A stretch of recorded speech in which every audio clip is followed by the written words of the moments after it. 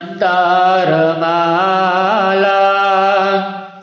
कुलितायकाय कपालमाला केताशेखराय देव्याम्बराय च दिगम्बराय नमः शिवाय।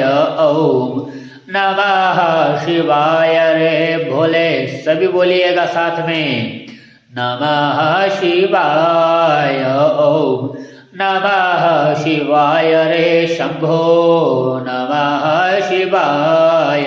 ओम नमः शिवाय।